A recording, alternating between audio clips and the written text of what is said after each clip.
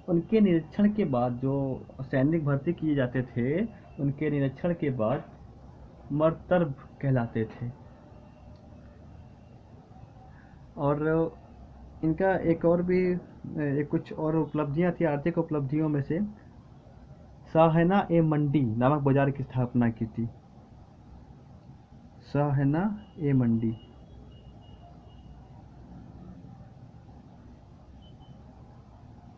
साहना ए मंडी नामक बाजार की स्थापना की, जो बाजार सामान के लिए था। सराय अदल निर्मित वस्तुओं तथा बाहर से आने वाली वस्तुओं का बाजार था। सराय ए अदल, सराय ए अदल, सराय ए अदल निर्मित वस्तुओं तथा बाहर से आने वाली वस्तुओं का एक बाजार था। दीवान रियासत विभाग व्यापारी वर्ग पर नियंत्रण रखता था। जो मैंने यह बताया, व्यापारी वर्ग पर नियंत्रण रखता था। इसी के काल में प्रथम ऐसा सुल्तान था जिसने भूमि की वास्तविक आय पर राजस्व निश्चित किया। भूमि की उपज पर 50% भूमि कर या खिराज के रूप में लगाया। इसको खिराज कहा गया। भूमि कर होता है खिराज, खिराज लगाया। 50% तक खिराज लगाया। मसाहत मापक पद्धति थी, मापक पद्धति थी मसाहत, मसाहत नाम की मापक पद्धति थी। आवास कर, घरी चराई कर, कहारी नामक कर भी लगाए। अगर और फरिश्ता के मुताबिक कहा गया, अगर किसी के पास एक दो जोड़ी बैल, दो जोड़ी बैल हो और दो जोड़ी बैल हो, एक जोड़ी भैंस हो, एक जोड़ी भैंस हो, 10 बकरियां तथा 10 बकरी हो, तो ये टैक्स फ्री थे, कर मुक्त थे, ये लोग कर मुक्त थे। उसने शासन काल में खुम्स, लूट के भाग की मात्रा 1/5 से, खुम्स को 1/5 से बढ़ा करके 4/5 कर दी थी। ये खुम्स होता है, खुम्स होता था लूट कर। तो मैं आपको बताता हूँ कर के बारे में। कर क्या थे, इनके इम्पोर्टेंट कर अगर देखा जाए तो इनके जो कर होते थे, कर एक था खम्स या खुम्स। खुम्स होता था लूट कर, लूट करके जो कुछ भी लाया जाता था वो उनको कर के रूप में, टैक्स के रूप में देता था, जो 1/5 से बढ़ा करके 4/5 कर दिया गया। एक कर और होता था खराज। खराज होता था भूमि कर, जिसके पास जितनी भूमि होगी उसको उसी हिसाब से कर देना पड़ेगा, भूमि कर। फिर था जकात। जकात एक ऐसा कर था जो अमीर मुसलमान गरीब मुसलमानों को देते थे। अमीर मुसलमान गरीब मुसलमानों को देते थे। एक कर और भी था जजिया कर। जजिया कर होता था जो गैर मुसलमानों से लिया जाता था। जजिया कर, जजिया कर गैर मुसलमानों से लिया जाता था। जजिया कर गैर मुसलमानों से लिया जाता था। तो कर के बात ये समझ में आ रहा होगा। दीवान इसने नए अधिकारी दीवान मुस्त खराज को प्रतिस्थापित किया था, जो राजस्व वसूलने करने वाले अधिकारियों के नाम बकाया राशि की जांच करता था। तो यहाँ से समझ में आ गया होगा। तो यहाँ से ये इनके बाद मुबारक खिलजी आएंगे। मुबारक खिलजी आते हैं।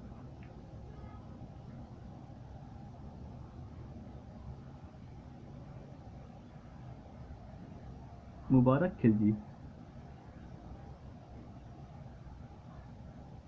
मुबारक खिलजी आखिरी थे, आखिरी शासक था इस वंश का, जिसका काल था 1316 से 1320 ईस्वी। कोई खास काम नहीं किए इसने, 2-3 कामों में आपको बता देता हूँ। खिलाफत के प्रति अपनी भक्ति नकारते हुए स्वयं को इस्लाम का सर्वोच्च प्रधान स्वर्ग तथा पृथ्वी के अधिपत्य का खलीफा घोषित किया। कुल मिलाकर के इसने खुद को खलीफा घोषित किया। ये अलाउद्दीन खिलजी का बेटा था। अलाउद्दीन खिलजी का बेटा था। वो हमेशा स्त्रियों की पोशाक पहनता था और दरबार में कभी कभी नंगा भी हो जाता था। इसके लिए एक थोड़ा सा इम्पोर्टेंट होगा, इसने अल वाशिक बिल्लाह की उपाधि धारण की। बिल्लाह, इसने अल वाशिक बिल्लाह की उपाधि धारण की थी। ये अपने लिए इम्पोर्टेंट होगा।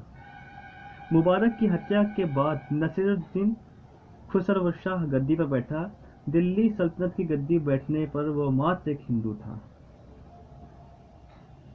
नसीरुद्दीन खुसरो शाह गद्दी पर बैठा, वो एकमात्र हिंदू था। इसके बाद तुगलक वंश चालू होता है। तुगलक वंश में आपको अगली वीडियो में बताऊंगा। धन्यवाद।